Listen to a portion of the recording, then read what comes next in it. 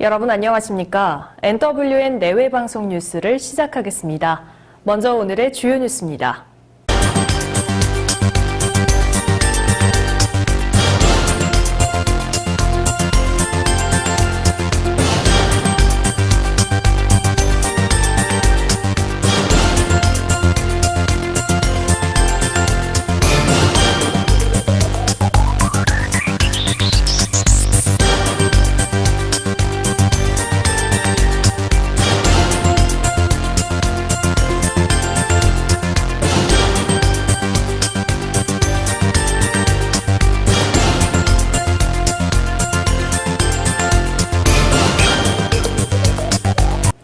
전직 직원을 마구 때리고 모욕적인 욕설을 퍼부어 사회적 파장을 일으킨 양진호 회장의 동영상으로 시끄러운 요즘인데요. 무차별 폭행 동영상 속 피해자인 위디스크 전직 직원 강모 씨가 경찰에 출석해 피해 당시 상황을 진술했습니다. 강 씨는 양 회장이 법의 심판을 받길 간절히 바란다고 말했습니다. 약 5시간의 경찰 조사에서 강 씨는 폭행 당시 상황과 피해 내용, 또 다른 피해 여부 등을 상세히 진술한 것으로 알려졌습니다. 경찰은 피해자 강 씨의 진술과 압수물 분석을 토대로 다음 주 중 양 회장을 불러 조사하기 위해 양 회장 측과 소환 일정을 조율 중인 것으로 전해졌습니다. 남북이 어제부터 한강과 임진강 하구 공동 이용을 위한 공동 수로 조사를 시작했습니다. 공동조사단은 군 당국과 해운 당국, 수로조사 전문가 등으로 구성됐으며 남북 각각 10명씩입니다. 남북 공동조사단은 선박에 탑승해 한강과 임진강 하구의 수로를 조사하며 상대를 자극하는 발언이나 행동을 하지 않고 폭발물과 각종 무기 등을 휴대하지 않기로 합의했습니다. 공동이용 수역은 남측의 김포반도 동북쪽 끝점에서 교동도 서남쪽 끝점까지, 북측의 개성시 판문군 임한리에서 황해남도 연안군 해남리까지로 길이 70km, 면적 280제곱킬로미터에 이르는 수역입니다. 한강하구는 골재 채취, 관광 휴양, 생태 보전 등 다목적 사업의 병행 추진이 가능한 수역으로 평가됩니다. 이재명 경기도지사가 자신의 수사를 맡았던 경찰 지휘부를 검찰에 고발하겠다고 밝혔습니다. 이 지사는 4일 자신의 페이스북에 대면 진찰을 거부했던 자신의 형에 대한 강제 대면 진찰 절차에 대해 경찰이 무지몽매한 순환 논리로 직권남용죄를 적용하고 그에 맞춰 사건을 조작했다는 글을 올렸습니다. 그러면서 이 지사는 수사를 담당한 경찰과 지휘 라인을 고발인 유착과 수사기밀 유출, 참고인 진술 강요, 영장 허위 작성 등의 혐의로 검찰에 고발하겠다고 덧붙였습니다. 앞서 경찰은 이재명 지사에 대한 7가지 혐의 가운데 형 강제 입원 관련한 직권남용 혐의 등 3개 혐의를 기소 의견으로 검찰에 송치했습니다. 부산의 경찰서 과장이 부하 직원에게 개인 소변통을 치우게 하는 등 이른바 갑질을 했다는 의혹이 뒤늦게 알려졌습니다.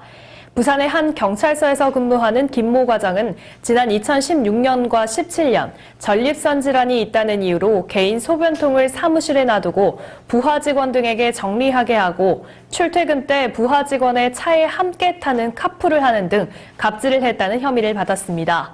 부산경찰청은 감찰을 벌여 일부 비위 사실을 확인하고 지난해 말 서면 경고 조치했지만 함께 근무했던 일부 직원들은 처벌 수위가 낮다며 언론사에 제보하는 등 반발이 이어지고 있습니다.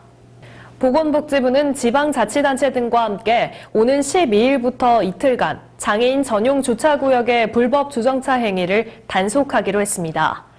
장애인 주차구역에 불법 주차하다 적발되면 10만 원의 과태료가, 장애인 주차 표지를 위조하거나 빌려주는 등 부정 사용할 경우엔 과태료 200만 원이 부과됩니다. 복지부는 구형 장애인 주차 표지를 신형으로 교체하지 않고 주차하는 것도 단속 대상에 해당된다며 관할 주민센터에서 주차 표지를 바꿀 것을 당부했습니다.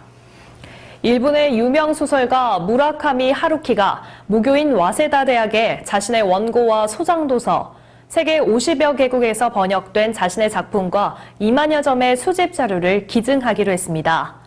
무라카미는 어제 와세다 대학에서 기자회견을 갖고 40년 가까이 글을 써왔더니 원고와 자료가 쌓여서 더 이상 보관할 수 없게 됐다며 자료 기증으로 내 작품을 연구하고 싶어하는 사람들에게 도움이 되고 국제적 문화 교류의 한 계기가 됐으면 좋겠다고 말했습니다. 무라카미는 또 아이가 없어서 내가 죽은 뒤 자료가 흩어져 버리면 곤란하다면서 모교인 와세다대가 장소를 만들어줘서 고맙다고 감사의 뜻을 발표했습니다. 와세다대 측은 기증받은 자료를 활용해 글로벌 연구센터인 무라카미 라이브러리를 설립할 예정입니다. 고종이 지방질서 유지를 위해 설치한 최초의 근대식 군대이자 대한제국 신식 군대인 진위장교 군복일제가 처음으로 일반에 공개됐습니다. 군복은 예복과 상복 상하의와 모자, 외투, 멜빵, 도대로 구성되며 1900년 7월 대한제국 육군 장졸 복장규정 개정 이후 제작된 것으로 추정됩니다.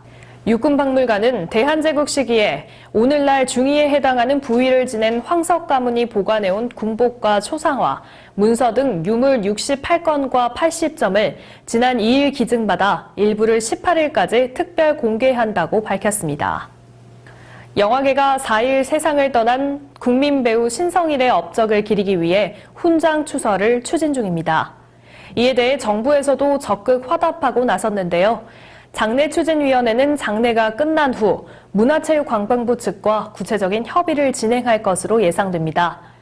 고인은 1960년 로맨스 빠빠로 데뷔한 이후 맨발의 청춘, 별들의 고향 등 숱한 히트작을 남기며 독보적인 스타 자리에 올랐습니다.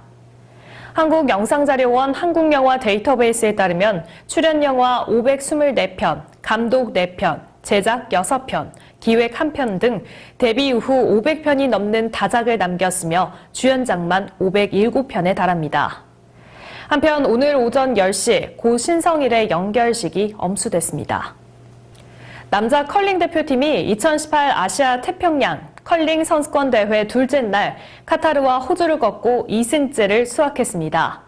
김수혁 스킵이 이끄는 남자 컬링 대표팀은 4일 강원도 강릉 컬링센터에서 열린 2018 아시아 태평양 컬링 선수권 대회 예선 3차전에서 호주를 7대3으로 제압했습니다. 앞서 오전에 열린 2차전에서는 카타르를 11대1로 완파하며 첫 승을 거뒀습니다. 대표팀은 3일 1차전에서는 중국에 6대8로 패했으나 이후 두 경기에서 모두 승리하며 중간 전적 2승 1패를 기록했습니다. 지난 11월 3일부터 4일 구리 갈매공원에서 구리 시민의 축제장 구리아리랑 시민축제가 성황리에 폐막됐습니다. 이번 축제는 순수 지역 시민들이 직접 만들고 참여한 가운데 지역 화합을 위한 훈훈한 열기로 가득 채웠습니다. 축제에서는 시민들이 만든 지역 노래인 구리아리랑을 주제로 시민 행복과 화합을 기원하는 다양한 공연들을 선보였습니다. 특히 출연진들이 축제가 끝나고 함께 대회장과 대회장 주변 청소를 하는 등 큰 인상을 남긴 축제였습니다. 한동안 잊고 지내서 참 좋았었는데요. 또다시 불청객으로 찾아왔습니다. 바로 미세먼지 얘기인데요. 앞으로는 하늘이 흐려지는 날이 많을 테니까요. 외출 시에 마스크를 꼭 챙기셔야겠습니다. 오늘 뉴스 여기서 마치겠습니다. 시청해주신 여러분 고맙습니다.